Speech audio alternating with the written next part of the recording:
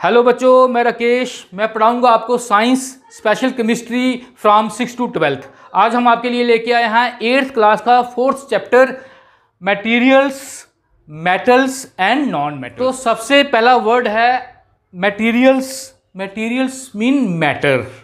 तो मैटर क्या है बच्चे? हम छोटी क्लासों से पढ़ते आए हैं anything which occupy space having mass and presence of which can be felt by any of our 5 senses is called matter.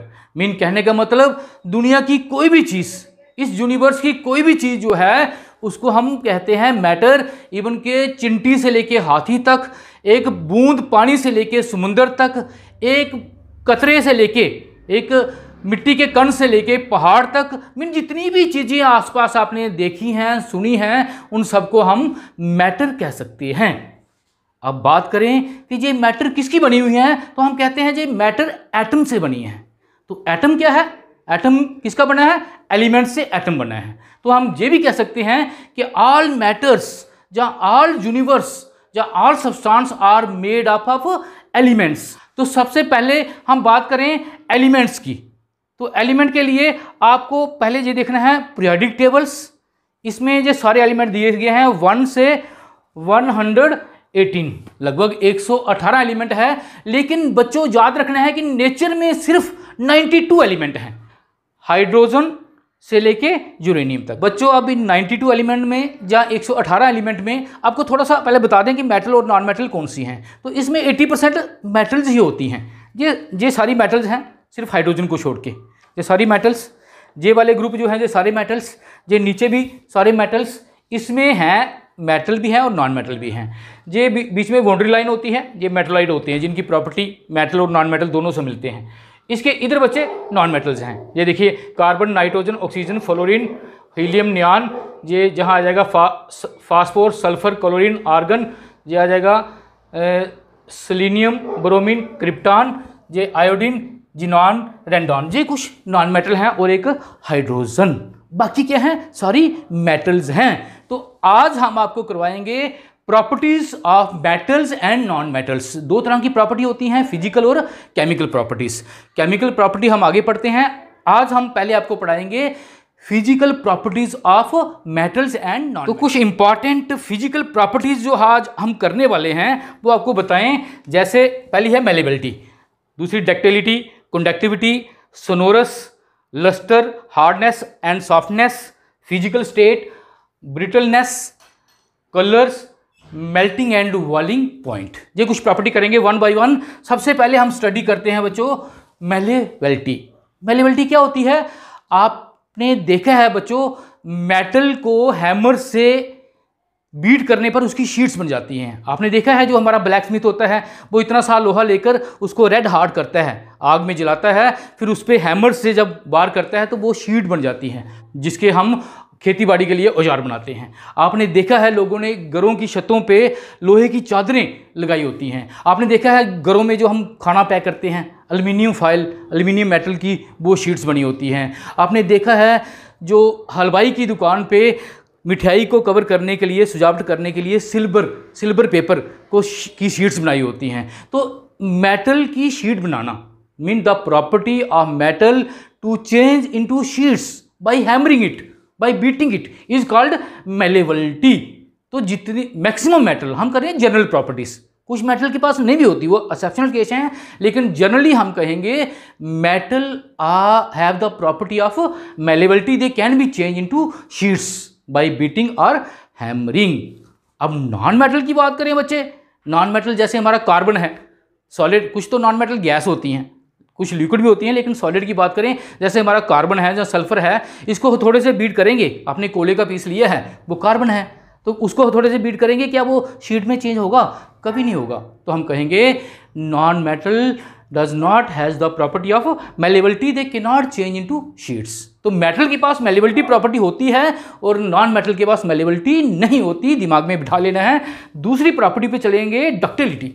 Ductility क्या होती है बच्चे? आपने देखा है जो लाइट हमारे घर तक पहुंचती है उसके लिए वायर का यूज़ किया होता है, सिल्वर वायर्स आपने देखा है गलियों में। तो वो सिल्वर वायर किसकी बनी है? मेटल की बनी है।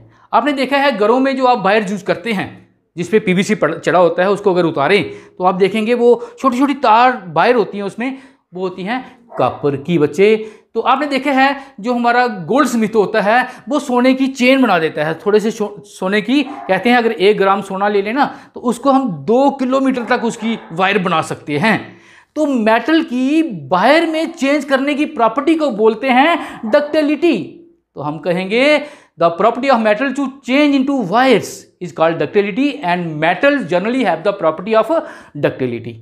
लेकिन नॉन मेटल जो है, अब कार्बन कोले का पीस आपको दे दें, या नॉन मेटल आपकी पेंसिल का लेड होता है ना वो भी कार्बन होता है, या डायमंड जो होता है वो भी कार्बन है, तो उसका पीस दे दें तो हम कहें कि उसकी वायर बनाओ, नहीं बना सकते बच्चे। तो हम कहेंगे non metal does not has the property of ductility, they can not be change into wires, वो वायर में चेंज नहीं होती। क्लियर हो गया बच्चे? याद रखना है, हो जाते हैं मेलेबिलिटी होता है शीट में चेंज करना, और डक्टिलिटी होता है वायर में चेंज करना, उसकी वायर बनाना। लेकिन मेटल के पास ये प्रॉपर्टी है, नॉन मेटल के पास ये नहीं है। नॉन मेटल के पास 1-2 प्रॉपर्टी हैं, बाकी नॉन मेटल के पास ये प्रॉपर्टीज नहीं होंगी, ये मेटल के पास ही होंगी। अब आगे आ जाओ कंडक्टिविटी। कंडक्टिविटी क्या होती है बच्चे? कंडक्टिविटी 2 तरह की होती है। एक होती है, आपने याद रखना है, इलेक्ट्रिकल कंडक्टिविटी, और दूसरी होती है हीट कंडक्टिविटी। पहले हम बात करेंगे इलेक्ट्रिकल कंडक्टिविटी। तो अभी हमने पीछे बात की है एक घरों में जो लाइट लेके आती हैं वायर्स, जो एल्यूमिनियम की बनी होती है, जहां वो किसकी बनी होती है? कॉपर की बनी होती है बच्चों, तांबे की बनी होती हैं। तो उन्हीं से जो है इलेक्ट्रिसिटी हमारे घरों तक पहुंचती है। It mean metal are good conductor of electricity. Metal जो है इलेक्ट्रिसिटी को कंडक्ट कर लेती हैं, उनसे बिजली पास हो जाती है। तो लेकिन नॉन मेटल की बात करें बच्चे, लकड़ी का पीस है अगर सूखा हुआ, जहाँ कोयले का पीस है, उसको आप अगर बिजली का करंट देते हैं तो उसको करंट नहीं लगता है, उसमें बिजली पास नहीं होती है, करंट पास नहीं होता है। तो हम कहेंगे metal are good conductor of electricity and non metal are bad conductor of, या पोर कंडक्टर ऑफ इलेक्ट्रिसिटी। और एक बात ये भी आपको बता दें, जो मेटल में इलेक्ट्रिसिटी जो कंडक्ट करती हैं उसका रीज़न क्या होता है? क्योंकि मेटल्स के पास फ्री इलेक्ट्रॉन होते हैं, और जिसके पास जितने ज़्यादा फ्री इलेक्ट्रॉन होंगे, मूव कर रहे होंगे, उतनी ही कंडक्टिविटी क्या होगी? ज़्यादा होगी। अब बात करते हैं हीट कंडक्टिविटी की। हीट कंडक्टिविटी, तो इसके लिए बच्चे आप एक पीस ले लें लोहे का पीस ले लें, एक वायर ले लें लोहे की, उसको एक साइड से हीट करें, गर्म करें। आप देखेंगे 10 मिनट के बाद या 2-4 मिनट के बाद वो उधर से दूसरी साइड से भी हीट गर्म होना शुरू हो जाएगी। इसका मतलब है जो हीट है वो 1 एंड 2 सेकंड एंड तक आ रही है। देखा आपने, जितने भी हमने घरों में बर्तन बनाए होते हैं, हमारा प्रेशर कुकर है, हमारे पतीले हैं, वो एल्यूमिनियम के या कॉपर के बने होते हैं, क्योंकि वो हीट को कंडक्ट करते हैं और हमारी खाने को बना देते हैं। लेकिन नॉन मेटल जो हैं वो हीट को कंडक्ट नहीं करते बच्चे। तो हम कहेंगे metals are good conductor of heat while non metals are poor conductor of heat. अब बच्चे नेक्स्ट प्रॉपर्टी है सनोरस। सनोरस क्या होता है? आप मान लो आप प्लेट लेके जा रहे थे खाना खाने के बाद, वो प्लेट आपके हाथ से गिर जाती है नीचे फर्श पे, क्या आती है? साउंड आती है ना, रिंगिंग साउंड। आपने देखा है मंदिरों में बेल लगी होती है, वो किसकी लगी होती है? मेटल्स की होती है, मेटल की होती है। तो मेटल्स में रिंगिंग साउंड आती है, मेटल में रिंगिंग साउंड आती है, तो इसी रिंगिंग साउंड की प्रॉपर्टी को बोलते हैं सनोरस। तो हम कहेंगे metal generally have the property of sonorous, they produce the ringing sounds. जब उनको स्ट्राइक किया जाता है रिंगिंग साउंड करती है, लेकिन नॉन मेटल में ये सनोरस प्रॉपर्टी नहीं होती। लकड़ी पे अगर आप करते हैं स्ट्राइक तो क्या उसमें रिंगिंग साउंड आती है? नहीं आती बच्चे। तो हम कहेंगे non metal does not have the property of sonorous, they does not produce the ringing. बच्चों अब हम चलेंगे 5th property, lustre. Lustre mean चमक, चमक मीन शाइनिंग सरफेस। तो मेटल का जो सरफेस होता है उस पर शाइनिंग होती है। आपने देखा है लोहा, तांबा या गोल्ड जो है या सिल्वर जो है, चांदी जो है, उनको उनके सरफेस पे शाइन होता है। तो इसी कारण आपने देखा है सोना, चांदी, प्लेटिनम वगैरह के हम गहने पहनते हैं। तो इस शाइनिंग नेचर को हम बोलते हैं लस्टर। सभी कह सकते हैं metal has the property of lustre. लेकिन नॉन मेटल जो है, जो कोयले का पीस है, जो हमारा ग्रेफाइट का पीस है, जो पेंसिल के अंदर है, उनमें बच्चे शाइनिंग नेचर नहीं होती, तो non metal does not have the property of lustre और शाइनिंग सरफेस। अब चलेंगे नेक्स्ट प्रॉपर्टी पे, hardness and softness. Hardness and softness, तो कहता है metals are generally hard. Metal ज़्यादातर, सारी मेटल मैक्सिमम सॉलिड स्टेट में पाई जाती हैं, सिर्फ एक मरकरी है जो लिक्विड पाई जाती है, तो मैक्सिमम मेटल हार्ड होती हैं, कुछ सॉफ्ट भी होती हैं, सोडियम पोटाशियम वो एक्सेप्शनल केस है। लेकिन जनरली अगर हम बात कर रहे हैं, हम जनरल प्रॉपर्टी कर रहे हैं, तो generally metals are hard in nature and जो हमारी नॉन मेटल हैं दे आर सॉफ्ट। उसके बाद बच्चे नेक्स्ट चलेंगे physical states. Physical state, state आपको पता है solid liquid gas, 3 state of matter होती हैं हमारे पास, है ना। जितनी भी मेटल्स हैं जहाँ सॉलिड होंगी, जहाँ लिक्विड होंगी, जहाँ गैस होंगी, तो मेटल देखते हैं। तो कहता है जनरली मेटल्स आर सॉलिड, जहाँ मैक्सिमम मेटल आर सॉलिड, सिर्फ एक मेटल है मरकरी जो लिक्विड स्टेट में पाई जाती है रूम टेम्परेचर पे, तो metals are solid in nature, solid होती हैं। लेकिन नॉन मेटल जो है बच्चे, they occur in 3 state, all 3 state, solid liquid gas. जैसे हमारा कार्बन है, फास्फोरस है, सल्फर है, वो सॉलिड होते हैं। हमारी नाइट्रोजन, ऑक्सीजन, फ्लोरीन, ये गैसेस हैं, ये गैसी स्टेट में है। एक नॉन मेटल है ब्रोमीन जो लिक्विड फॉर्म में पाई जाती है। तो इसका मतलब है metals are occurs in solid states, however non metals are found in all 3 state, solid liquid and gases. Example आप दे सकते हैं। उसके बाद बच्चे नेक्स्ट प्रॉपर्टी है ब्रिटलनेस। ब्रिटलनेस ये एक ऐसी प्रॉपर्टी है जो मेटल के पास नहीं होती, सिर्फ नॉन मेटल के पास होती है। मीन ब्रिटलनेस होता है ब्रेक हो जाना, जैसे थोड़ा थोड़ा सा उस पर मारेंगे तो वो ब्रेक हो जाएगा। आप लोहे पे, चांदी पे, सिल्वर पे थोड़ा मारते हैं तो वो ब्रेक नहीं होता, वो शीट्स में, वायर में चेंज हो जाता है, उसको वो टूटता नहीं है। तो लेकिन जो नॉन मेटल होती हैं मैक्सिमम वो टूट जाती हैं, लेकिन उनकी बात कर रहे हैं जो सॉलिड स्टेट में है। अब ऑक्सीजन जहाँ फ्लोरीन की बात नहीं कर रहे, जो लिक्विड जहाँ गैसेस में है उनकी बात नहीं कर रहे हैं। जो सॉलिड नॉन मेटल हैं वो ब्रेक हो जाती, इजीली ब्रेक हो जाती हैं। तो इस कारण हम कहेंगे मेटल के पास ये प्रॉपर्टी नहीं है। Metal does not have the property of brittleness, however non metal are brittle, जहाँ they have the property of brittleness. लेकिन एक नॉन मेटल है हमारी बच्चे डायमंड, वो बड़ी हार्ड होती है, वो नहीं टूटती आसानी से, तो वो एक्सेप्शनल केस आ गया। और नेक्स्ट करेंगे 9th is colour. Colour mean metal जो होती हैं बच्चे, आपने दिमाग में बिठा लेना है, मेटल सिल्वर कलर की या ग्रे कलर की होती है। मीन जनरली ज़्यादातर मेटल सिल्वर और ग्रे कलर की होती हैं, सिर्फ गोल्ड और कापर को छोड़ के।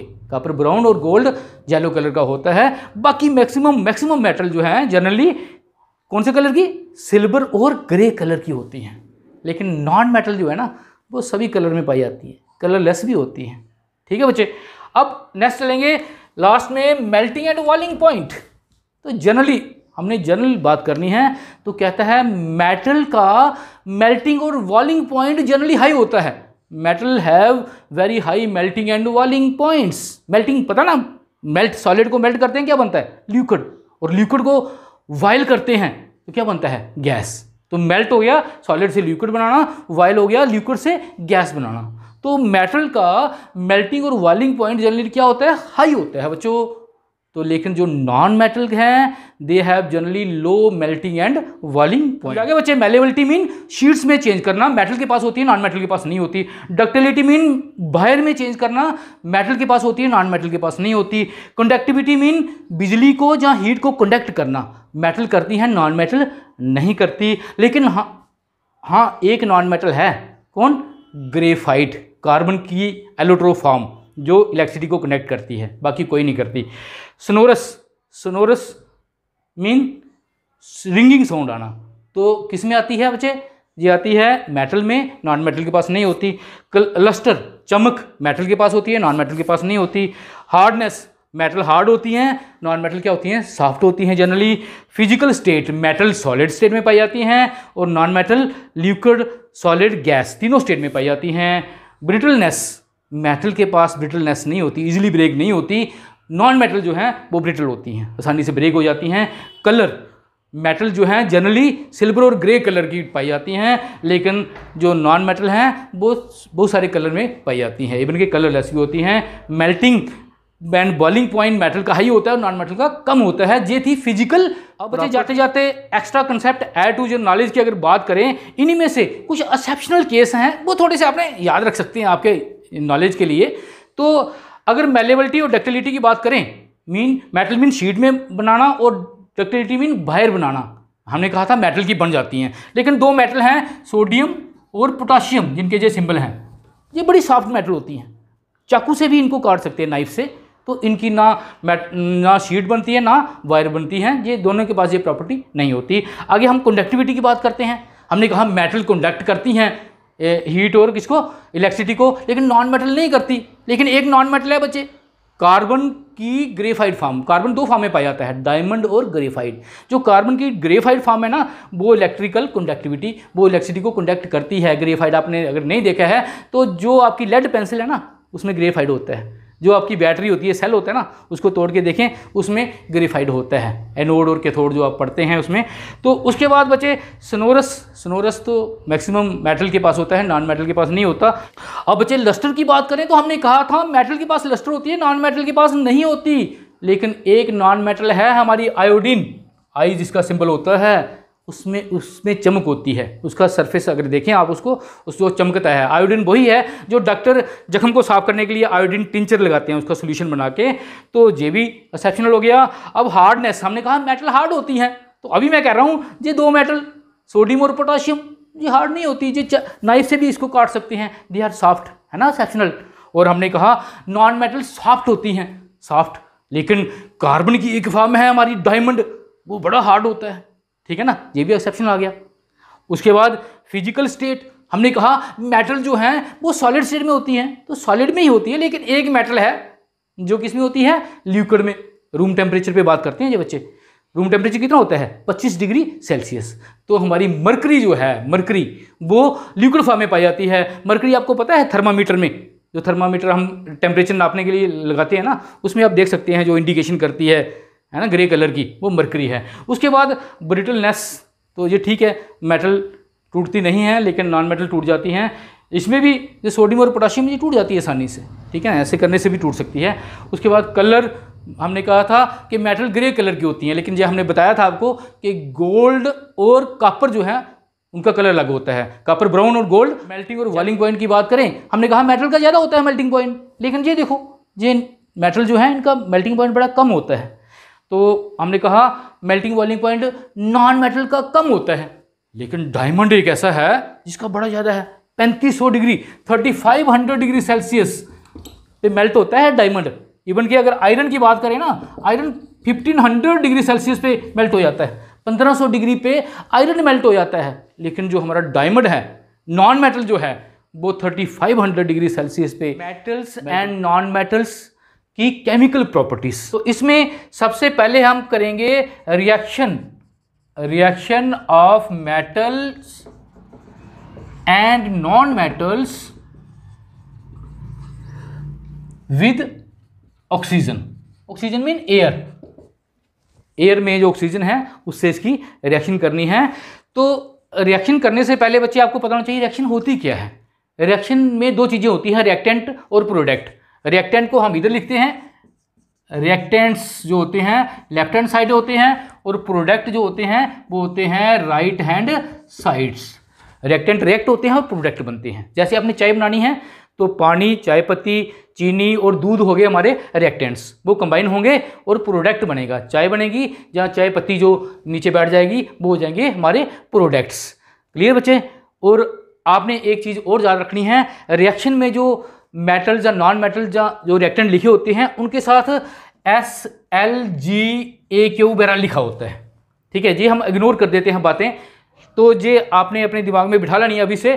तो ये S मीन सॉलिड,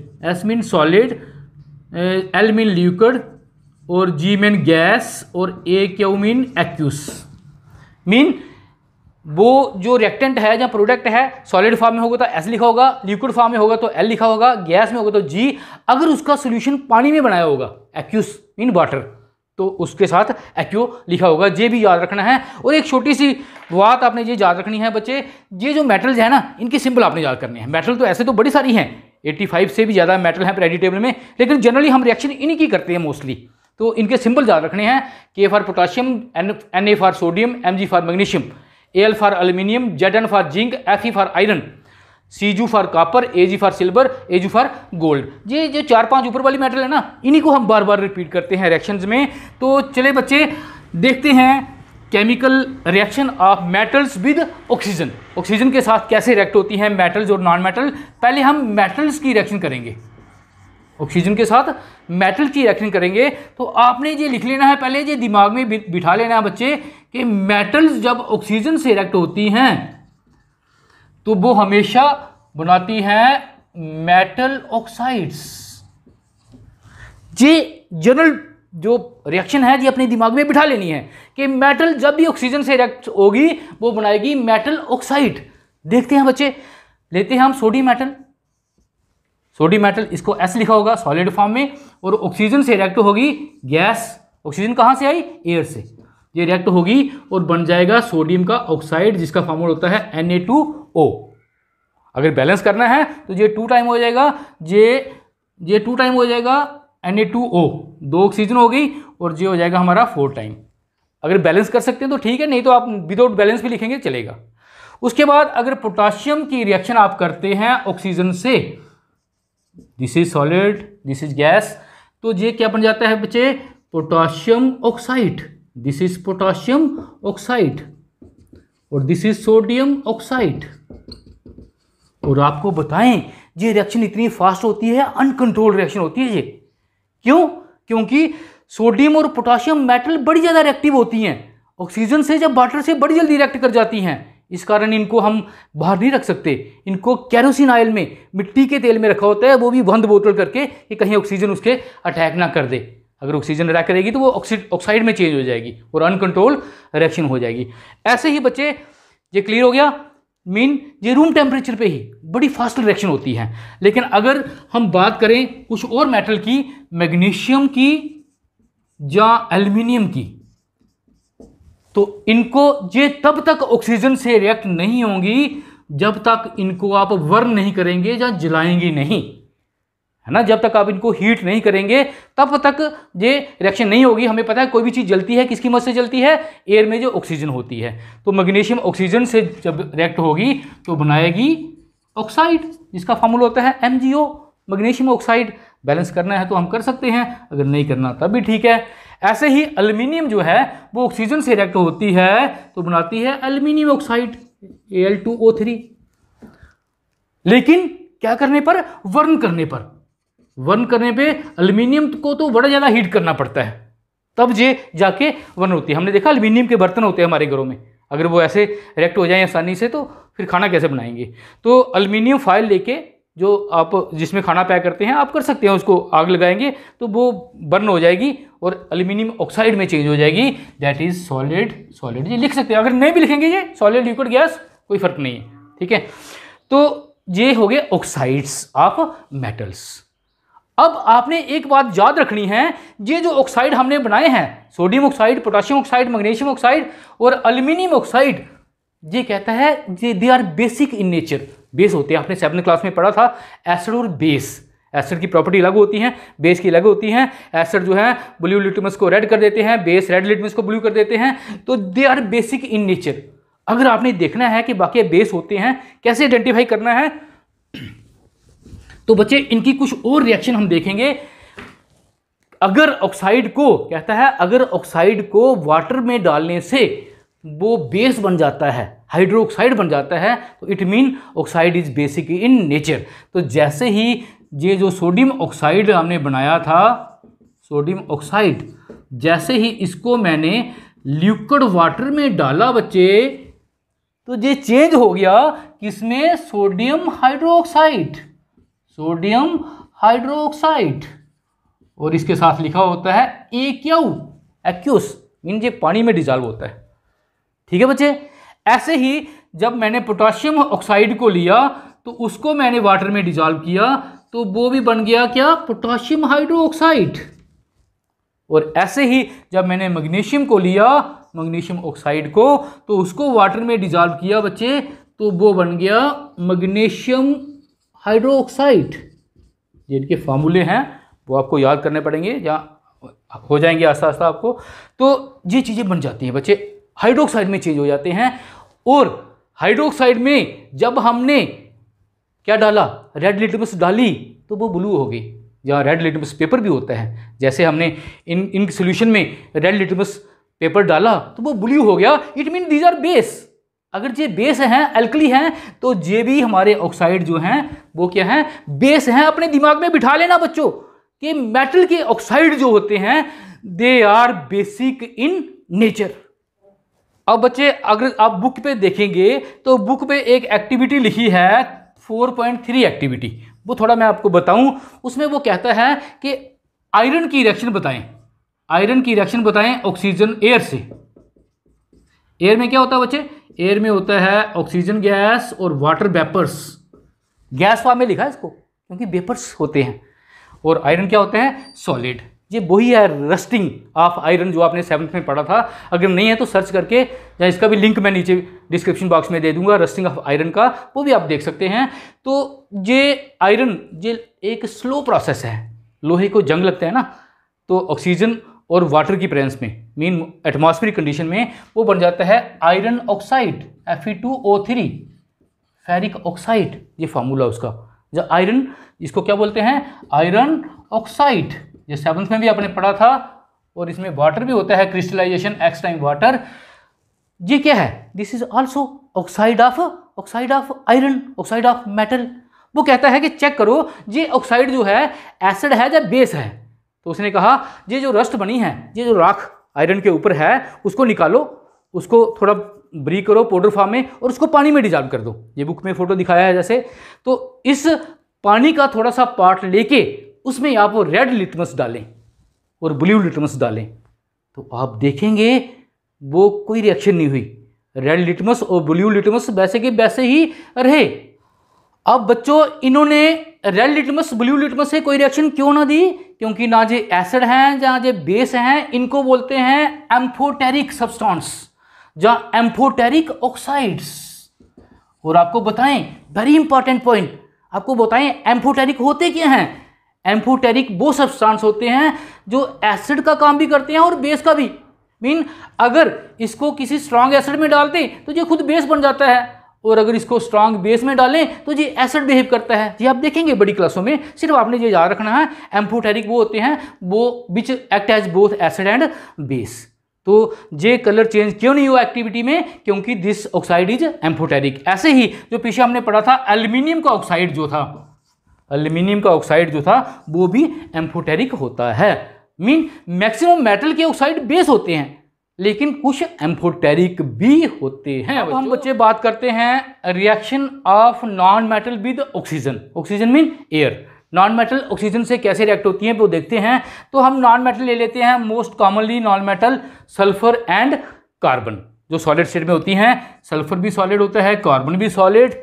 इसको आपने जलाना है बच्चे, ऑक्सीजन की प्रेजेंस में वर्न करना है, तो आप देखेंगे it change into gas form, that is sulphur dioxide. Oxide बनते हैं, मेटल के भी ऑक्साइड बनेंगे थे, इसके भी ऑक्साइड बनेंगे। ऐसे ही कार्बन को अगर जलाते हैं बच्चे ऑक्सीजन की प्रेजेंस में, तो बनेगा क्या बनेगा, दिस इज गैसी फॉर्म में, और this is carbon dioxide. These are oxide of non metals. अब हम देखेंगे कि नॉन मेटल के जो ऑक्साइड होते हैं वो एसिड होते हैं या बेस होते हैं। तो उसके लिए भी यही करेंगे बच्चे, इन ऑक्साइड को क्या करेंगे, पानी में डिजॉल्व करेंगे।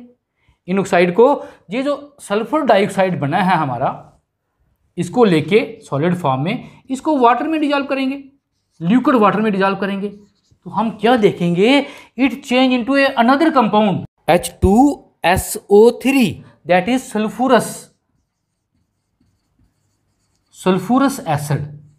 एक सल्फ्यूरिक एसिड भी होता है, वो होता है H2SO4।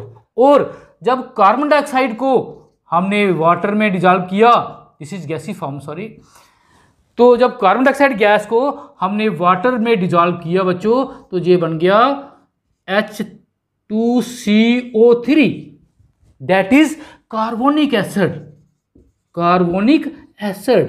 तो जहां से क्लियर हो रहा है बच्चे क्या बने हैं, यस एसिड बने हैं, नाम ही एसिड है उनके। मीन सल्फर डाइऑक्साइड से बन गया सल्फ्यूरस एसिड और कार्बन डाइऑक्साइड से बन गया क्या, कार्बोनिक एसिड।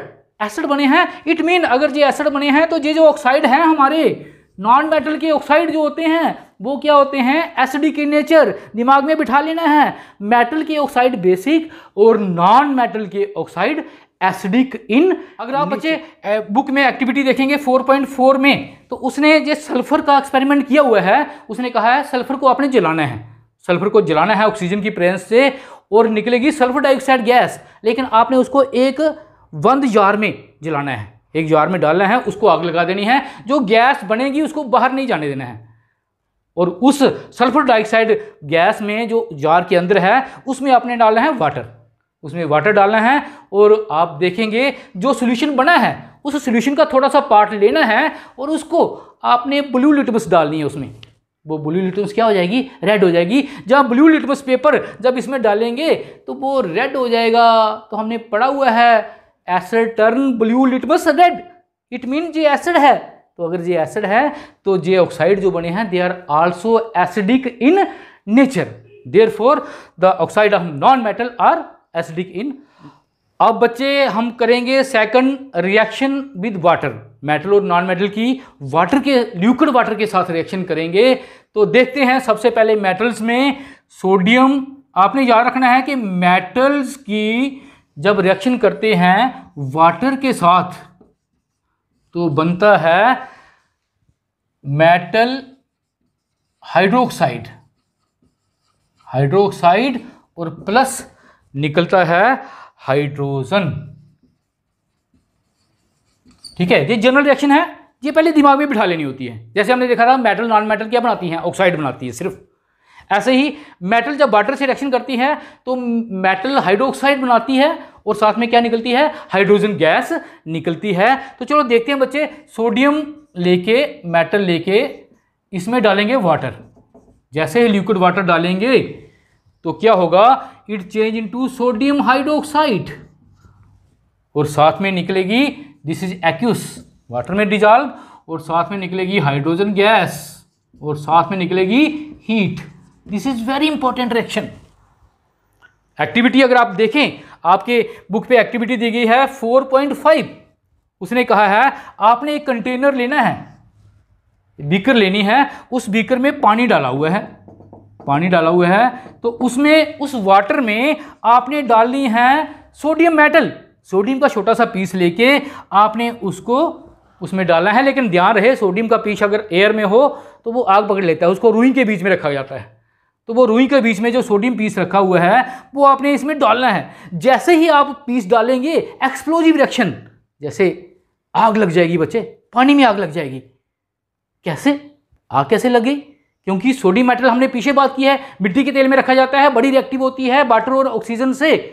तो जैसे ही जिसने वाटर से रिएक्शन की, क्या बना, सोडियम हाइड्रोक्साइड, क्या निकली, हाइड्रोजन गैस, साथ में एक्सोथर्मिक रिएक्शन होती है, एक्सोथर्मिक होती है जिनमें हीट निकलती है। जैसे हीट निकली तो हाइड्रोजन क्या होता है, हाइड्रोजन फ्यूल है, ईंधन है, जलता है, हाइड्रोजन को आग लग गई। जैसे हाइड्रोजन को आग लग गई तो वहां क्या हो गया, एक्सप्लोजिव रिएक्शन। ठीक है, वो आग जो है हाइड्रोजन के साथ कारण लगी है। अगर आप इस बीकर को टच करेंगे तो ये हार्ट होगी, हार्ट मीन इसमें एनर्जी रिलीज हुई है, एक्सोथर्मिक रिएक्शन। ये एक्टिविटी आप देख सकते हैं 4.5 एक्टिविटी हमारी। और ऐसे ही बच्चे अगर पोटाशियम के साथ अगर रिएक्शन करते हैं लिक्विड वाटर की, this also change into potassium hydroxide, aqueous plus hydrogen plus heat. बड़ी ज़्यादा रिएक्टिव है, रूम टेम्परेचर पे ही जैसे करेंगे रिएक्शन हो जाएगी। लेकिन अगर बच्चे हम बात करें मैग्नीशियम मेटल की, मैग्नीशियम मेटल में अगर आप वाटर डालते हैं तो ये ऐसे रिएक्ट नहीं होगा बच्चे, इसको हीट करना पड़ेगा। क्या करना पड़ेगा, हीट, क्योंकि दिस इज लेस रिएक्टिव। ये जो दी गई ना मेटल, ये बड़ी ज़्यादा रिएक्टिव है, जैसे जैसे नीचे जाते हैं रिएक्टिविटी कम होती जाती है। इस कारण इसको क्या करना पड़ेगा, इसको हीट करना पड़ेगा और उसके बाद ये बनेगा मैग्नीशियम हाइड्रो ऑक्साइड। ये भी मैग्नीशियम हाइड्रोक्साइड में चेंज हो जाएगा, लेकिन ऑन हीटिंग, और साथ में निकलेगी हाइड्रोजन गैस। और जहाँ कोई ज़्यादा हीट नहीं निकलेगी, जैसे जहाँ एक्सप्लोजिव रिएक्शन होती थी वहाँ जहाँ नहीं होगी। तो बच्चों ये थी reaction of metals with water. तो हमने इतनी रिएक्शन देनी है, बाकी आगे देने की जरूरत नहीं है। तो हमने देखा मेटल जब भी वाटर से रिएक्ट करती हैं तो क्या बनाती हैं, मेटल हाइड्रोक्साइड, और साथ में निकलती है हाइड्रोजन गैस। अब अगर हम बात करें reaction of non metal with water, non metal carbon sulphur ये जो है ये वाटर से रिएक्शन नहीं करते बच्चे, बस सिंपल सी बात अपनी याद रख लेना है कि नॉन मेटल वाटर से रिएक्ट नहीं करते। क्यों नहीं करते ये आप बड़ी क्लासों में पढ़ेंगे, जहां हम इतना ही करेंगे कि non metal does not react with water.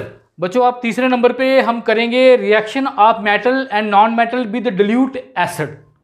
Dilute acid क्या होते हैं, दो तरह के एसिड होते हैं, कंसंट्रेटेड और डिल्यूट। कंसंट्रेट होते हैं प्योर एसिड जिनमें वाटर नहीं होता है, और जो डिल्यूट एसिड होते हैं उनमें लगभग 90% वाटर होता है, 10% उनमें एसिड होते हैं। तो डिल्यूट एसिड से रिएक्शन देखेंगे तो आपने पहले जनरल रिएक्शन को दिमाग में बिठा लेना है। जनरल रिएक्शन को आपने दिमाग में बिठा लेना है कि जब भी मेटल की रिएक्शन डिल्यूट एसिड से करते हैं तो वो साल्ट बनाती हैं और क्या छोड़ती हैं, hydrogen gas.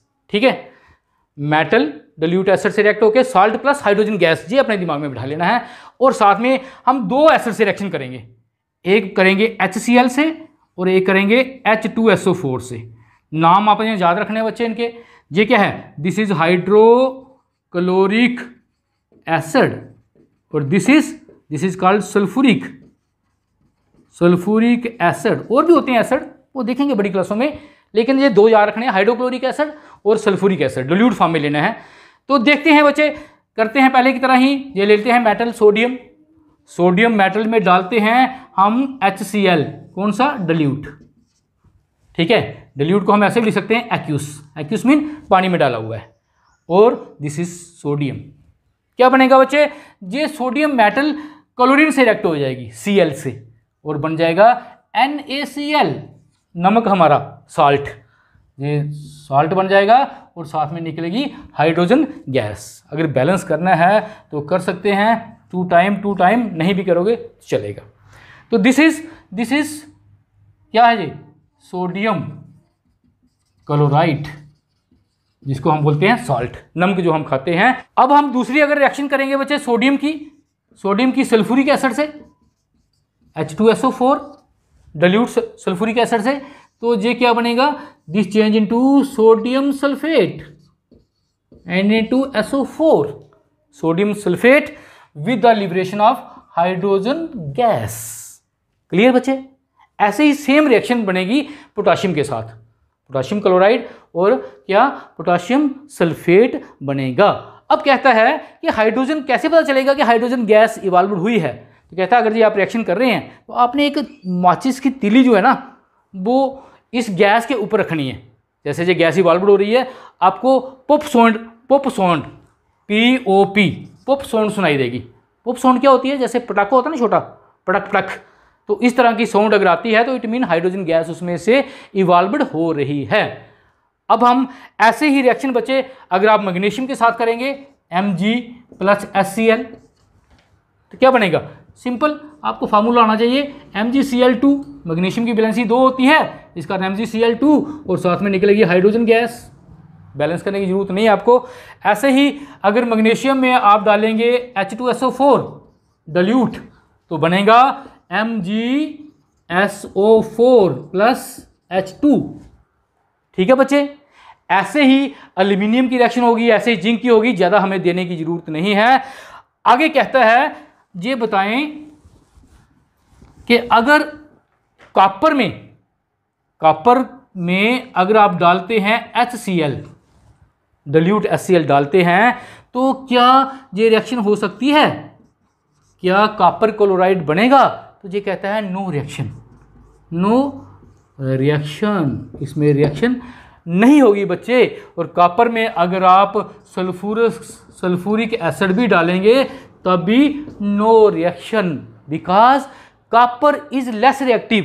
Copper, silver, gold ये कम रिएक्टिव होते हैं, ये एसिड से रिएक्ट नहीं होते, क्योंकि जैसे नीचे जाते हैं रिएक्टिविटी सीरीज जो है ना, मेटल का रिएक्टिविटी सीरीज है, रिएक्टिविटी कम होती जाती है। कॉपर के ऊपर मेटल हैं, ये सारी जो हैं एसिड से रिएक्ट कर जाती हैं, कॉपर के नीचे वाली नहीं करती बच्चों अगर अब हम बात करें reaction of non metal with acid, तो हम कहेंगे non metal does not react with acids. Acid से रिएक्शन नहीं करती। क्यों नहीं करती वो आप बड़ी क्लासों में देखेंगे। तो अब हम चलते हैं लास्ट में, एक रिएक्शन है reaction of metal and non metal with base. Base क्या है बच्चे? वही जो हमारे जैसे ये सोडियम हाइड्रोक्साइड है, ये पोटाशियम हाइड्रोक्साइड है, ये बेस हैं। आपको ये रिएक्शन करने की जरूरत नहीं, आप यही बता सकते हैं कि मेटल जो है जब बेस से रिएक्शन करती हैं तो वो एक कम्प्लेक्स कंपाउंड बनाती हैं और साथ में छोड़ती हैं हाइड्रोजन गैस। और नॉन मेटल जो हमारी हैं वो बेस से रिएक्शन नहीं करती। Add to your knowledge extra concept, अभी हम बात कर रहे थे कि कॉपर या कॉपर से नीचे जो मेटल हैं सिल्वर, गोल्ड, प्लेटिनम जो हैं ये एसिड से रिएक्ट नहीं करती हैं, लेकिन एक एसिड का ऐसा भी सॉल्यूशन होता है जिसमें ये रिएक्ट हो जाती हैं, मेल्ट हो जाती हैं जिसमें, और उस एसिड के सॉल्यूशन का नाम है एक्वारिजिया। वो क्या होता है बच्चे? That is a solution of HCl hydrochloric acid और नाइट्रिक एसिड कंसंट्रेटेड प्योर। कितनी रेशो में होता है? 3:1। 3 हिस्से लेते हैं हाइड्रोक्लोरिक एसिड और 1 हिस्सा लेते हैं नाइट्रिक एसिड, और इस सॉल्यूशन को हम बोलते हैं एक्वारिजिया। ये गोल्ड को, सिल्वर को, प्लेटिनम, कॉपर को भी मेल्ट कर देता है बच्चे। आपने देखा है अगर आप कभी गहने साफ करवाने के लिए, सोना साफ करवाने के लिए अगर ले जाते हैं सुनार के पास या गोल्ड स्मिथ के पास, वो एक सॉल्यूशन में उसको डिप करता है और 2-4 मिनट के बाद या 10 मिनट के बाद वो निकालता है तो वो क्लियर बिल्कुल शाइनिंग देता है आपका गोल्ड या आपके जो ज्वेलरी है। ऐसा क्यों होता है? क्योंकि जो ऊपर वाली गोल्ड की लेयर थी वो किस में डिजॉल्व हो गई? वो एक्वारिजिया में डिजॉल्व हो गई। और गलती से भी कभी ऐसा मत करना कि गहने गोल्ड स्मिथ के पास साफ करवाने के लिए नहीं जाना, क्योंकि वो गोल्ड का वेट कम हो जाता है, गोल्ड की ऊपर वाली लेयर जो है वो उसमें डिजॉल्व हो जाती है, बाद में वो निकाल लेते हैं और आपका नुकसान हो जाता है और उसका फायदा हो जाता है। बच्चों अब एक्सरसाइज जो कि 8th क्लास की NCERT बुक से है, table 4.4 metals and non metals in acids and bases. तो टेबल में आपने कुछ एसिड्स के और बेस के नाम लिखने हैं और बताना है कि बेस में मेटल कौन सी है और उस एसिड में नॉन मेटल कौन सी है। तो ये देखिए बच्चों, टेबल आपके सामने है, सीरियल नंबर दूसरे कॉलम में है नेम ऑफ बेस और बेस में मेटल कौन सी है, और अगले कॉलम में है नेम ऑफ एसिड और एसिड में नॉन मेटल कौन सी है। ये देखिए पहली एग्जाम्पल उसने लिखी है कैल्शियम हाइड्रोक्साइड, जिसका फार्मूला होता है CaOH2। तो इसमें कौन सी मेटल है बच्चे? कैल्शियम। ऐसे ही उसने लिखा है सल्फ्यूरिक एसिड, जिसका फार्मूला होता है H2SO4 और इसमें नॉन मेटल कौन सी है? सल्फर है। ऐसे आपने कुछ और 4 बेस लिखने हैं, 4 एसिड लिखने हैं और उसमें बताना है मेटल और नॉन मेटल कौन सी है। तो चलो पहले बेस वाला कॉलम हम कंप्लीट करते हैं। तो दूसरे नंबर पे हम लिखेंगे सोडियम हाइड्रोक्साइड, जिसका फार्मूला होता है NaOH। इसमें कौन सी मेटल है बच्चे? सोडियम। अब तीसरे नंबर पे हम लिखेंगे पोटाशियम हाइड्रोक्साइड, जिसका फार्मूला होता है KOH और इसमें कौन सी मेटल है? पोटाशियम। और चौथे नंबर पे हम लिखेंगे मैग्नीशियम हाइड्रोक्साइड MgOH2 और इसमें कौन सी मेटल है बच्चे? Mg mean magnesium.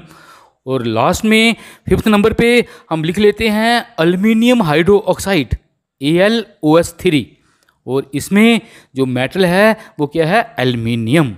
बच्चों अब हम चलेंगे एसिड वाले कॉलम में, जिसमें सबसे पहले लिखा है सल्फ्यूरिक एसिड, जिसका फार्मूला होता है H2SO4 और इसमें कौन सी नॉन मेटल है? सल्फर है। तो इसमें हाइड्रोजन भी है, ऑक्सीजन भी है, ये भी दोनों नॉन मेटल हैं, लेकिन हाइड्रोजन सभी एसिड में होता है और ऑक्सीजन भी बड़े सारे एसिड में होता है। दूसरे नंबर पे है हाइड्रोक्लोरिक एसिड और हाइड्रोक्लोरिक एसिड मीन HCl और इसमें कौन सी नॉन मेटल है? क्लोरीन। तीसरे नंबर पे बच्चे हम लिखेंगे फास्फोरिक एसिड और इसमें फार्मूला होता है H3PO4 और इसमें कौन सी नॉन मेटल है? फास्फोरस। अब चौथे नंबर पे हम लिख लेते हैं नाइट्रिक एसिड HNO3 और इसमें कौन सी नॉन मेटल है? नाइट्रोजन। और 5th नंबर पे हम लिख लेते हैं carbonic acid, that is H2CO3 और इसमें कौन सी नॉन मेटल है? कार्बन। तो बच्चे आपने क्या देखा, बेस के नाम जो हाईलाइट होते हैं मेटल के नाम पे होते हैं और एसिड के नाम हाईलाइट होते हैं नॉन मेटल से। एक्टिविटी 4.6 देखिए, एक टेबल दिया गया है, ऊपर जो लिखा है, क्या लिखा है मैं आपको जो टेबल में समझा देता हूँ। जो टेबल में कॉलम बने हुए हैं, पहले कॉलम पे देखें टेस्ट ट्यूब लेवल्स, आपने 5 टेस्ट ट्यूब लेनी है, नाम रख देने हैं ABCDEF, उन पे लेवल लगा देना है। और दूसरे कॉलम में बताता है कि हर टेस्ट ट्यूब में आपने 4 में मेटल डाली हैं, 2 में नॉन मेटल। कौन कौन सी? पहली में ए में डाली है मैग्नीशियम रिबन की फॉर्म में होती है मैग्नीशियम मेटल्स हमारी, वो थोड़ी सी उसमें डालनी है। बी टेस्ट ट्यूब में आपने डाली है एल्यूमिनियम फाइल आपकी वही है बच्चे जो जिसमें हम रैपर्स जिसे बोलते हैं, खाना पैक करते हैं, वो थोड़ी सी डालनी है। सी में डालनी है आपने आयरन फिलिंग, आयरन के छोटे छोटे पीस या आयरन पाउडर भी कह सकते हैं। और डी में डालनी है copper metal peeled flexible wire. कहाँ से? ये जो फ्लेक्सिबल वायर होती है हमारी, तारें होती हैं बिजली वाली, तो इलेक्ट्रिकल वायर, उनको पिल करना है ऊपर से PVC और छोटे छोटे पीस के डाल देने हैं। और ई में डालना है आपने चारकोल पाउडर, कोले का पाउडर। और एफ में डालना है आपने सल्फर का पाउडर। अब अगले 2 कॉलम पे देखें बच्चे, reaction with dilute hydrochloric acid. Dilute में क्या होता है? 5 to 10% एसिड होता है, 90 to 95% वाटर होता है। तो डिल्यूट एसिड लेने हैं आपने। तो रूम टेम्परेचर पे देखना है कि इसके साथ, इन मेटल के साथ रिएक्शन होती है या नहीं होती है। अगर नहीं होती है तो उनको हीट करके देखना है। ऐसा ही सेम एक्सपेरिमेंट आपने सल्फ्यूरिक एसिड के साथ करना है। और कहता है कि रिएक्शन के साथ ही या उसके बाद आपने एक मैस्टिक, ऊपर लिखा हुआ है burning matchstick near the mouth of each test tube, आपने बर्निंग जो तीली है जलती हुई वो हर टेस्ट ट्यूब के ऊपर आपने रखनी है। अगर तो मेटल की रिएक्शन हो जाएगी एसिड से या नॉन मेटल की, तो हमें पता है हाइड्रोजन गैस निकलती है और हाइड्रोजन गैस पप साउंड से जलती है। जब जलती है तो पप साउंड होती है। तो हम क्या लिखेंगे? मैग्नीशियम में जैसे ही रूम टेम्परेचर रिएक्शन की पप साउंड आ गई, तो इसमें भी हम लिखेंगे पॉप साउंड। और बारम करने पे भी पॉप साउंड, मीन दोनों से रिएक्शन हो सकती है, लेकिन जो बारम करने से ये बड़ी फास्ट रिएक्शन हो जाती है बच्चे। अब एल्यूमिनियम के साथ देखें, रूम टेम्परेचर पे भी पॉप साउंड आएगी, मीन रिएक्शन हो जाएगी, और बारम करने पे भी पॉप साउंड आएगी। अब सी पार्ट में देखें बच्चे, जब आयरन की रिएक्शन करेंगे रूम टेम्परेचर पे ये रिएक्शन एसिड से नहीं होती है, नो पॉप साउंड, और बारम करने पे हम कहेंगे pop sound, mean hydrogen gas निकलेगी, रिएक्शन हो जाएगी। उसके बाद कॉपर में, दोनों में हाइड्रोक्लोरिक एसिड वाले कॉलम कर रहे हैं, pop sound, no pop sound, no pop sound. अब चारकोल में भी no pop sound, no pop sound.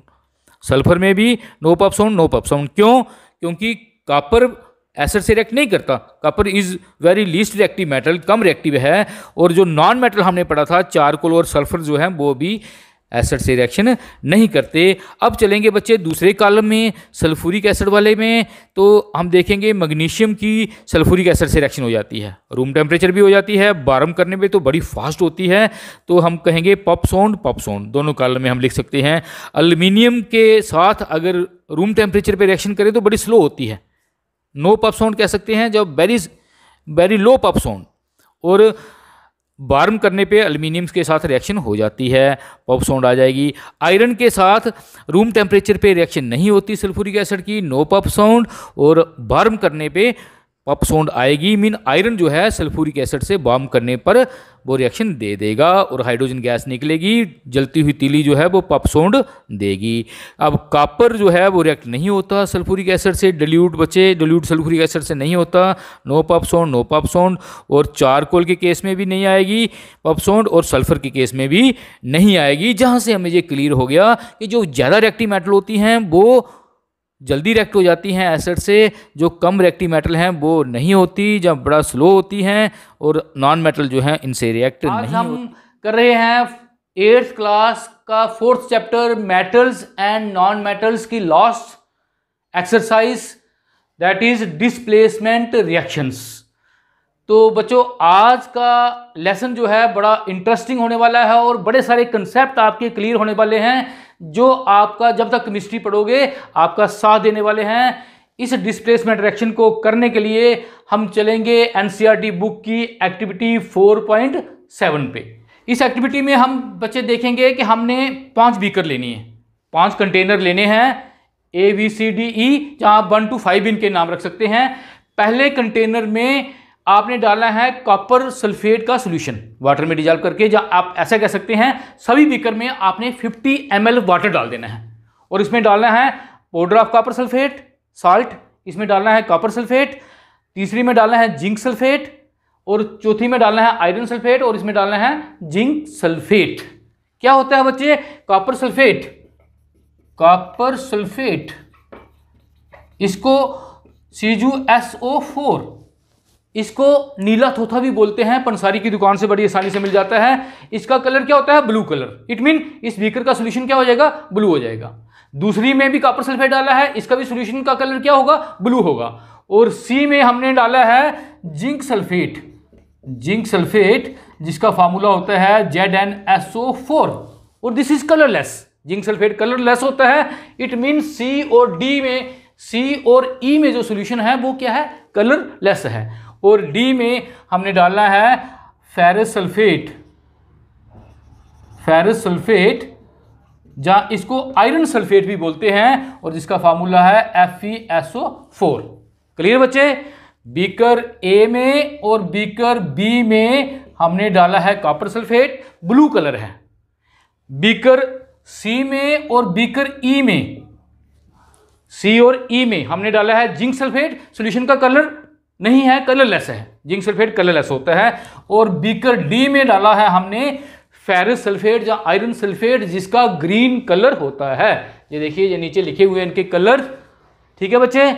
अब हमने क्या करना है, इन बीकर्स में, इन पांचों बीकर में छोटे छोटे पीस मेटल्स के डालने हैं। कौन कौन सी मेटल्स?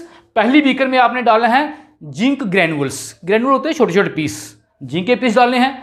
दूसरी में आपने डालना है आयरन, आयरन का नेल डाल सकते हैं, ब्लेड डाल सकते हैं, या आयरन फिलिक छोटे छोटे पीस भी डाल सकते हैं। तीसरी में आपने डालना है कॉपर टर्निंग, टर्निंग होता है छोटी छोटी वायर्स, ठीक है, छोटी वायर जो है कट पीस उनके इनमें डालने हैं। और डी में भी आपने कॉपर टर्निंग ही डालनी है। और ई में डालना है आपने द्वारा आयरन, आयरन नेल डाल सकते हैं। क्लियर बच्चे?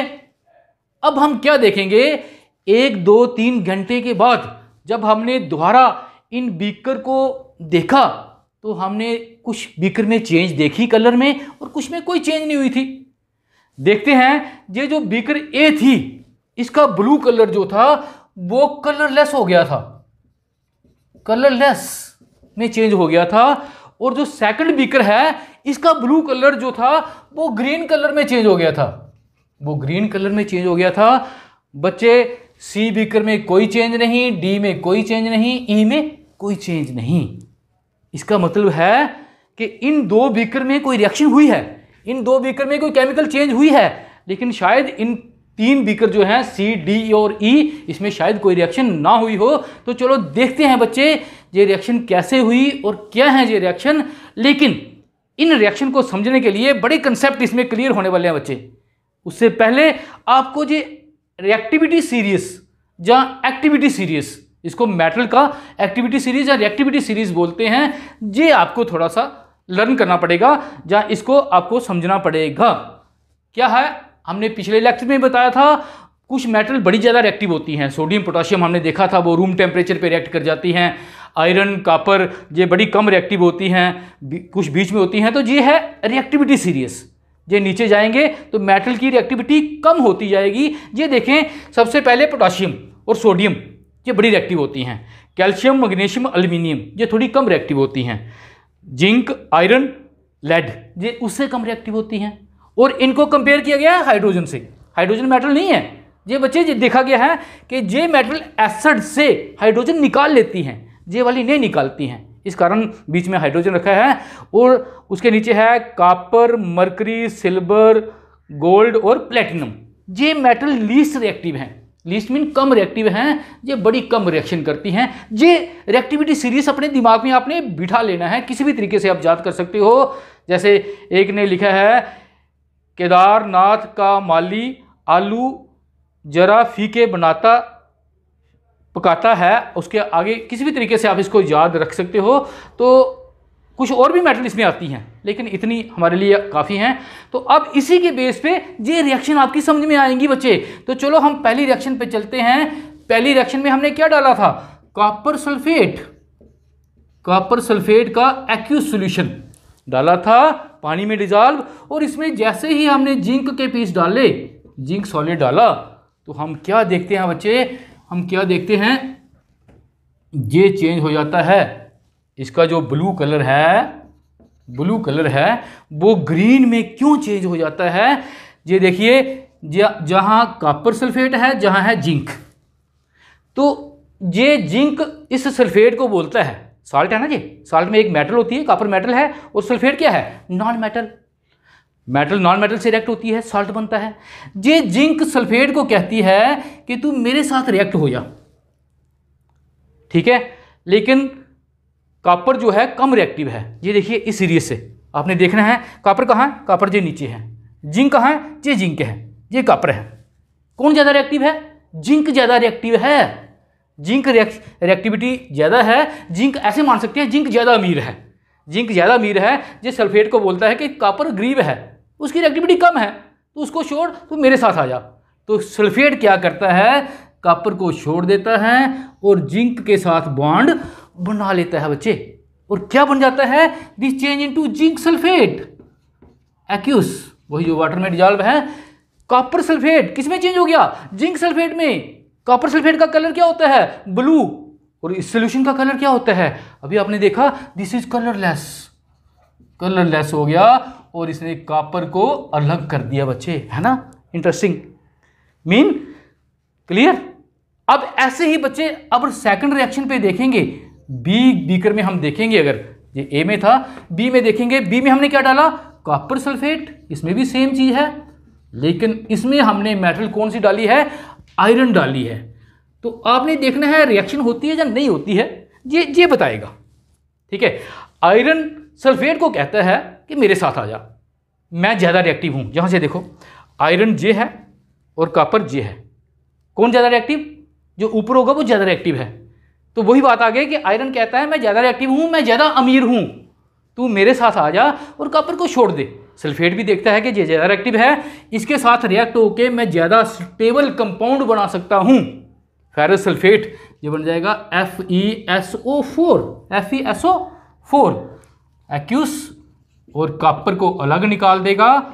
और आपको पता है FeSO4 का कलर ये लिखा हुआ है बच्चे, क्या हो जाएगा? Green. This change into green colour, है ना? Very interesting. ये जो ब्लू कलर था ये किस में चेंज हो गया? ग्रीन में, आयरन के साथ। और ये जो ब्लू कलर था ये किस में चेंज हो गया? कलरलेस में, क्योंकि ये जिंक सल्फेट बन गया और ये फेरस सल्फेट बन गया।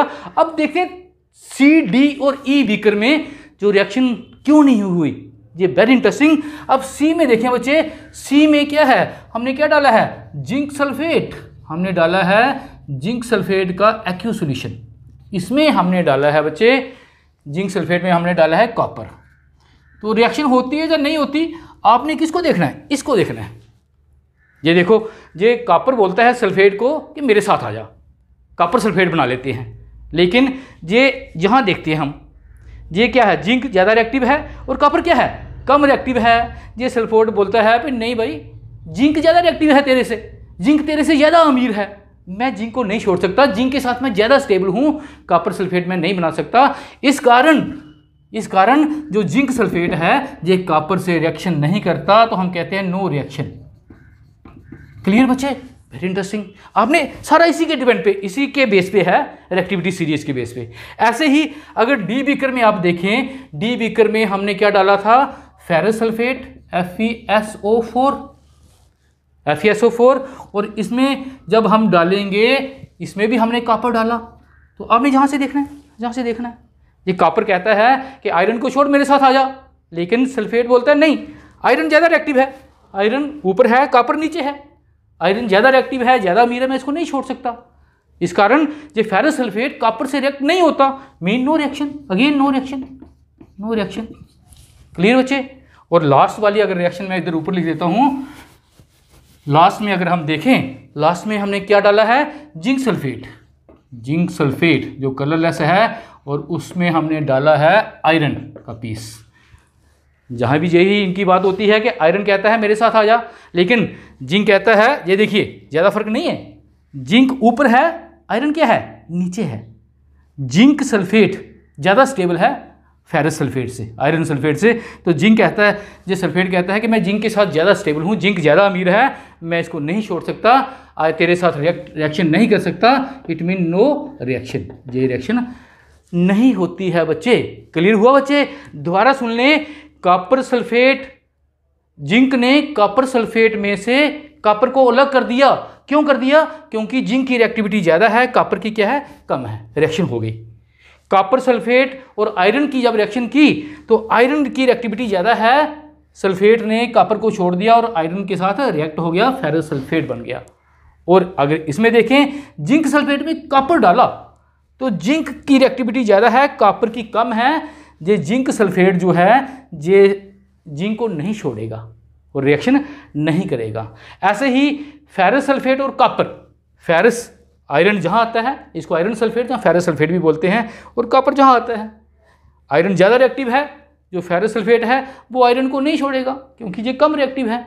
और सेम लास्ट बीकर में जिंक सल्फेट और आयरन, जिंक और आयरन को देखना आपने देखना है जिंक और आयरन को, जिंक जहाँ है आयरन नीचे है, इट मीन जिंक सल्फेट जो है वो जिंक को नहीं छोड़ेगा, आयरन के साथ नहीं जाएगा। हाँ, अगर ऐसा होता बच्चे, ये देखिए जहाँ Fe होता, तो जहाँ क्या होता, जहाँ Zn होता है ना, फिर क्या था, ये आप अपने से ही रिएक्शन बना के आप इसको समझ सकते हैं। जहाँ Fe है, जहाँ Zn है, तो कौन ज़्यादा रिएक्टिव है? ये देखिए Zn ज़्यादा रिएक्टिव है। जिंक कहती है कि मेरे साथ आ जा, आयरन मेरे से गरीब है, चाहे एक स्टेप ही है, लेकिन मैं अमीर हूँ और क्या बन जाना था, जिंक सल्फेट बन जाना था। तो इस तरीके से सारी रिएक्शन आप सोच सकते हैं, कुछ रिएक्शन होती हैं, कुछ नहीं होती हैं, और these are called displacement reaction. 2 में हुई है, बाकी में नहीं हुई है। डिस्प्लेसमेंट रिएक्शन की हम डेफिनेशन लिख सकते हैं, when A more reactive metal displace less reactive metal from its salt. एक जो मोर रिएक्टिव मेटल है वो उसको उसके साल्ट से अलग कर देती है, निकाल देती है और खुद उसके साथ साल्ट बना लेती है, इसको हम बोलते हैं डिस्प्लेसमेंट रिएक्शन। अब एक last topic, uses of metals and non metals. तो कुछ इंपॉर्टेंट यूजेस हम इसके करेंगे। तो ये देखिए यूजेस ऑफ मेटल, और इधर मैंने लिख दिए हैं यूजेस ऑफ नॉन मेटल्स। पहले मेटल के कर लेते हैं, फिर हम नॉन मेटल के कर लेंगे। तो कहता है metals are used to make wires. Electrical wire होती है ना, बिजली की वायर जो है, जैसे एल्युमिनियम या कॉपर जो है वो तारे बनाने के लिए यूज किए जाते हैं, क्योंकि these are good conductor of electricity. तो सेकंड है बच्चे, metals are use for making household articles. जैसे घर के बर्तन जो हैं वो बनाने के लिए, जब फैक्ट्रीज में भी इसको यूज़ किया जाता है, जो साइकिल्स, गाड़ियों के पार्ट्स बनाने के लिए। थर्ड है zinc metal use for galvanisation iron. हमने देखा था आयरन को जंग लग जाता है तो उसके ऊपर जिंक का कोट करते हैं, 7th में हमने देखा था, जिसको बोलते हैं गैल्वेनाइजेशन। अब आगे है mercury metal use in thermometer. Thermometer जिसमें टेम्परेचर मेजर करते हैं, उसमें क्या होता है, लिक्विड जो होता है ना वो मर्करी होता है, जो सिल्वर कलर का जो इंडिकेशन करता है, दैट इज मर्करी मेटल। उसके बाद है 5th, metals are use for making jewellery, for example silver and gold. क्या बनाने के लिए? गहने बनाने के लिए। और लास्ट में लिखा है aluminium metal is use for packing material. Aluminium file आपने देखा है ना, घरों में भी हम खाना पैक करते हैं, जहाँ सिगरेट के पैक में, जहाँ मेडिसिन को पैकिंग करने के लिए एल्युमिनियम फाइल का यूज़ किया जाता है, एल्युमिनियम मेटल का यूज़ किया जाता है। बच्चे अब कुछ करेंगे यूजेस ऑफ नॉन मेटल्स। तो ये देखिए non metal oxygen is use for respiration. अभी कोरोना का दौर चल रहा है तो आपको पता है ऑक्सीजन सिलेंडर की कितनी कमी है, तो ऑक्सीजन जो है रेस्पिरेशन के लिए, सांस लेने के लिए इस्तेमाल होती है। Hydrogen and carbon are use as fuel. Fuel क्या होता है? ईंधन जलाने के लिए। हाइड्रोजन जो है, लिक्विड हाइड्रोजन, वो जेट एरोप्लेन में डाली जाती है एज ए बेटर फ्यूल है ये। और कार्बन भी हम कोयले का भी इस्तेमाल करते हैं फ्यूल के तौर पे। Nitrogen is use to preserve food materials. Nitrogen gas जो है वो लेस रिएक्टिव होती है। आपके जो कुरकुरे या जो चिप्स के पैकेट होते हैं ना, उनमें नाइट्रोजन गैस होती है भरी हुई, जो उसको फुलाया होता है। नाइट्रोजन जो है लेस रिएक्टिव होती है, वो ऑक्सीजन को, जो मॉइस्चर को अंदर अटैक नहीं करने देती, तो प्रिजर्व करने के लिए यूज़ किया जाता है। 4th नंबर पे है sulphur is use in gun powder and for making rubber. Mean जो गन में हम बुलेट यूज़ करते हैं उसमें क्या होता है, सल्फर नॉन मेटल होती है, और रबड़ ऐसे सॉफ्ट होती है नेचुरल रबड़, उसको हार्ड बनाने के लिए उसको उसमें सल्फर डाला जाता है, जिस प्रोसेस को बोलते हैं बल्केनाइजेशन, उसको बल्केनाइज्ड रबड़ भी बोलते हैं। उसके बाद फिफ्थ है nitrogen and phosphorus are use to make fertiliser. खाद बनाने के लिए खाद डालते हैं ना हमने, यूरिया पोटाश वगैरह जो भी है वो इन नॉन मेटल का यूज़ किया जाता है। और लास्ट में कहता है carbon is used in cells and batteries. जो हमारे सेल होते हैं ना, ड्राई सेल जो हम रेडियो में यूज़ करते हैं। तो ये था uses of metals and non metals and all about chapter of materials, metal and non metal. इस चैप्टर को हमने पूरा कंप्लीट कर लिया है। तो आज हम करेंगे एक्सरसाइज, एनसीईआरटी बुक की जो इस चैप्टर की एक्सरसाइज है उसके क्वेश्चन आंसर करेंगे। तो पहला क्वेश्चन देखें, which of the following can be beaten into thin sheets.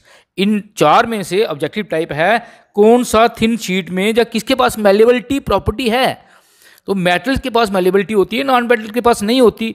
तो देखिए ऑप्शन ए है जिंक, बी सी डी है फास्फोरस सल्फर एंड ऑक्सीजन।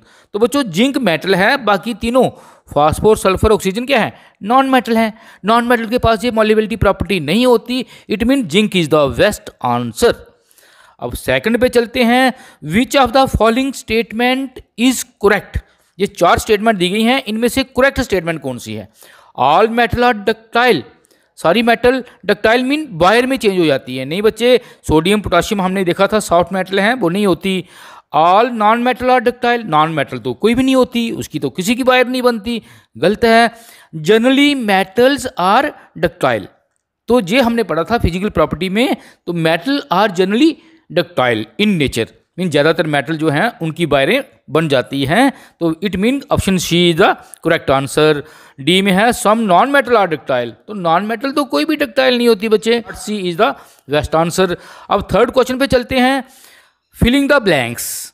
खाली जगह आपने जो ब्लैंक्स हैं उनको फिल करना है। तो ए पार्ट देखें, phosphorus is a very reactive non metal. Phosphorus जो ऐसी नॉन मेटल है जो बड़ी रिएक्टिव होती है बच्चे, इसको पानी के अंदर रखा जाता है, क्योंकि अगर बाहर रखेंगे तो ऑक्सीजन से रिएक्ट होके ऑक्साइड बना लेती है, जल जाती है ऑक्सीजन में। बी पार्ट में देखें, metals are good conductor of heat and electricity. Metal जो है गुड कंडक्टर हैं, किसकी, पहले गुड आएगा, हीट एंड इलेक्ट्रिसिटी। हमने देखा था हीट को कनेक्ट भी करती है मेटल और इलेक्ट्रिसिटी को भी करती हैं। सी पार्ट में लिखेंगे, iron is more reactive than copper. Iron जो है कॉपर से ज़्यादा रिएक्टिव होता है, मोर आएगा इसमें, या मच भी लिख सकते हैं। डी पार्ट देखिए बच्चे, metals react with acid to produce. Metal acid से रिएक्शन करती हैं, कौन सी गैस प्रोड्यूस करती हैं, हाइड्रोजन गैस, हाइड्रोजन आएगा। अब क्वेश्चन नंबर फोर्थ पे चले बच्चे, ट्रू फॉल्स हैं जी। जो ट्रू स्टेटमेंट है उसके आगे टी लिखेंगे, जो फॉल्स है एफ लिखेंगे। A part, generally non metal react with acid. Non metal जो है एसिड से रिएक्शन नहीं करती, हमने देखा था केमिकल प्रॉपर्टी में मेटल करती हैं, तो it mean this is false. Sodium is very reactive metal, हाँ हमने पढ़ा था सोडियम वाटर से और ऑक्सीजन से भी रिएक्ट हो जाती है, इसको मिट्टी के तेल में रखा जाता है, very reactive, it is true. C part, copper displace zinc from zinc sulphate solution. Copper और जिंक में से रिएक्टिविटी सीरीज अगर देखें कौन ज़्यादा रिएक्टिव है, जिंक है रिएक्टिव, तो जिंक सल्फेट में से जिंक नहीं निकलेगी, मीन कॉपर कम रिएक्टिव है, कॉपर जिंक को नहीं निकालेगा बच्चे, this is false. D part, coal can be drawn into wire. कोले की तारें बन जाती हैं, वायर बन जाती हैं, बिल्कुल नहीं, कोल नॉन मेटल है, ये वायरें नहीं बनती, इट इज फॉल्स। जो अब चलेंगे क्वेश्चन नंबर 5 पे, some properties are listed in the following table, distinguish between metals and non metal on the basis of this properties. कुछ प्रॉपर्टी दी गई हैं टेबल में, देखिए। तो मेटल्स और नॉन मेटल बताना है इनके पास कौन सी प्रॉपर्टी कैसे होती है। फर्स्ट है अपीयरेंस, देखने में हमें पता है मेटल शाइनी इन नेचर, तो शाइनी आएगा, है ना, शाइनी सरफेस होता है उसके पास, और नॉन मेटल जो होती हैं वो डल होती हैं, डल आएगा। हार्डनेस की बात करें तो मेटल आर हार्ड, तो जहाँ हार्ड आ जाएगा, और जो नॉन मेटल हैं दे आर सॉफ्ट, तो सॉफ्ट आ जाएगा जहाँ नॉट हार्ड। तीसरी है मेलेबिलिटी, मेलेबिलिटी क्या होती है, शीट्स बनाना, तो मेटल की बन जाती है, नॉन मेटल की पर नहीं बनती, तो हम लिखेंगे मेलेबल मेटल के नीचे, और नॉन मेटल के नीचे लिखेंगे नॉट मेलेबल। उसके बाद डक्टिलिटी है बाहर बनाना, तो मेटल की बन जाती है, नॉन मेटल की नहीं बनती। तो डक्टाइल मेटल के नीचे लिखेंगे डक्टाइल और नॉट डक्टाइल नॉन मेटल के नीचे। उसके बाद है हीट कंडक्शन, हीट को कंडक्ट करती है मेटल, तो हम लिखेंगे गुड कंडक्टर, और नॉन मेटल में लिखेंगे पुअर कंडक्टर या बैड कंडक्टर। ऐसे ही कंडक्शन ऑफ इलेक्ट्रिसिटी, बिजली को कंडक्ट करती है मेटल, नॉन मेटल नहीं करती, तो हम लिखेंगे गुड कंडक्टर ऑफ इलेक्ट्रिसिटी, और इसमें लिखेंगे बैड कंडक्टर या पुअर कंडक्टर। बच्चों अब चलेंगे 6 क्वेश्चन पे। Give reason for the followings, ये इनके रीजन लिखने हैं, स्टेटमेंट लिखनी है। पहला है aluminium foil are used to wrap food items. Aluminium metal की आपने देखे रैपर्स, उसमें फूड हम पैक करते हैं, क्यों करते हैं? Aluminium being a metal good conductor of heat, it maintain the temperature of food and also save it from moisture. एक तो खाने का टेम्परेचर ठीक रखती है, दूसरा मॉइस्चर से इसको बचाती है। बी पार्ट देखें, immersion rod for heating liquid are made up of metallic substance. जो रॉड पानी को गर्म करने के लिए या लिक्विड के गर्म करने के लिए यूज़ की जाती हैं वो मेटल की बनी होती हैं। तो क्यों? मेटल गुड कंडक्टर हैं, गर्म हो जाती हैं और बिजली से भी अटैच हो जाती हैं, तो हम कहेंगे metals are good conductor of heat and electricity, therefore the immersion rod for heating liquid are made up of metallic substance. C part देखें बच्चे, copper can not displace zinc from its salt solution.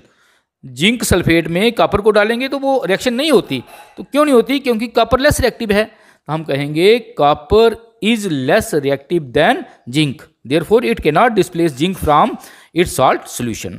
उसके बाद D part देखें बच्चे, sodium and potassium are stored in kerosene.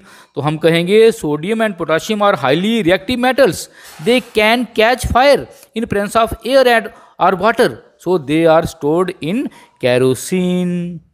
अब चले बच्चे 7th question पे, can you store lemon pickle in an aluminium utensil? Explain. क्या लेमन के अचार को आप एल्यूमिनियम के बर्तन में रख सकते हैं? तो एल्यूमिनियम क्या है? मेटल है। अचार में क्या होता है? नींबू के सिट्रिक एसिड होता है, और एसिड और मेटल रिएक्शन कर जाती हैं बच्चे, सॉल्ट बन जाता है, जहर बन जाएगा। तो हम कहेंगे lemon pickles can contain citric acid. Aluminium metal being reactive react with acid to form salt. Therefore, lemon pickle cannot be stored in an aluminium utensil. अब चलेंगे 8th क्वेश्चन पे, match the substance given in column A with their uses given in column B. Column A में देखिए कुछ metal, एक non metal दी गई है और इनके यूजेस दिए गए हैं बी में, तो आपने इनके सही आंसर इनके सामने देने हैं। गोल्ड, गोल्ड किस लिए यूज किया जाता है बच्चे? देखें दिया गया डी पार्ट ज्वेलरी के लिए, गहने बनाने के लिए। आयरन 2nd नंबर पे, आयरन किस लिए यूज किया जाता है बच्चे? ये देखिए ई पार्ट मशीनरी के लिए, आयरन के सामने मशीनरी लिख देंगे।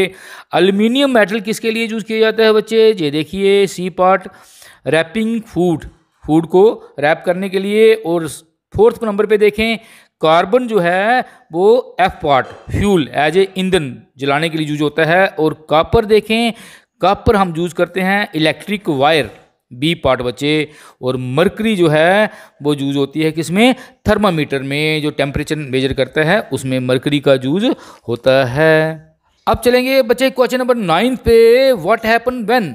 ये 2 क्वेश्चन पूछे हैं, इनके आंसर देने हैं। ए पार्ट देखें, dilute sulphuric acid is poured on a copper plate. एक कॉपर प्लेट पे सल्फ्यूरिक एसिड डाइल्यूट पड़ जाता है या डाल देते हैं तो क्या होगा? तो हमने देखा था पीछे चैप्टर में बच्चे, कॉपर जो है लेस रिएक्टिव है, डाइल्यूट सल्फ्यूरिक एसिड से रिएक्शन नहीं करता, कंसनट्रेटर से फिर भी कर जाता है। तो हम लिखेंगे no change, because copper being less reactive does not react with dilute sulphuric acid, however it react with concentrated sulphuric acid. तो रिएक्शन बता सकते हैं copper plus dilute sulphuric acid, no reactions. अब बी पार्ट है बच्चे, iron nail are placed in copper sulphate solution. Iron nail को copper sulphate solution में डालेंगे तो कॉपर सल्फेट सोल्यूशन का ब्लू कलर होता है, जब आयरन नेल डालेंगे तो उसका कलर चेंज हो जाएगा, किसमें? ग्रीन कलर बन जाएगा। ऐसा क्यों बच्चे? क्योंकि आयरन जो है वो कॉपर सल्फेट से रिएक्ट होगा, कॉपर को डिस्प्लेस कर देगा और खुद बन जाएगा आयरन सल्फेट, और आयरन सल्फेट का कलर होता है ग्रीन। हम लिखेंगे blue colour of copper solution change into green colour due to formation of iron sulphate, because iron is more reactive than copper. तो रिएक्शन लिख सकते हैं copper sulphate plus iron change into iron sulphate plus copper. हाँ बच्चे, question number 10 है Saloni took piece of burning charcoal and collected the gas evolved in the test tubes. Saloni ने क्या किया, चारकोल को जलाया, चारकोल कार्बन होता है, और उसमें से गैस निकली, उसको एक टेस्ट ट्यूब में डाल लिया। अब देखना है क्या किया उसने, how will she find the nature of the gas, gas की नेचर उसने कैसे पहचानी कि ये एसिडिक है या बेसिक है। तो क्या किए करेंगे, उस गैस में थोड़ा पानी डालेंगे टेस्ट ट्यूब में और उसको लिटमस पेपर से देखेंगे, ठीक है ना। तो हम लिखेंगे she add some water in test tube and after shaking check the solution with litmus paper, that is blue litmus and red litmus. The solution turn blue litmus paper red. It mean the gas is acidic in nature. आगे second part में देखें बच्चे, write down word equation for all the reaction taking place in the process. जो reaction हो रही हैं उनको आपने लिखना है। तो रिएक्शन कौन सी हो रही है, चारकोल बर्न हो रहा है किसकी मदद से, ऑक्सीजन की मदद से। चारकोल प्लस ऑक्सीजन बर्न होगा, क्या बन जाएगा, कार्बन डाइऑक्साइड।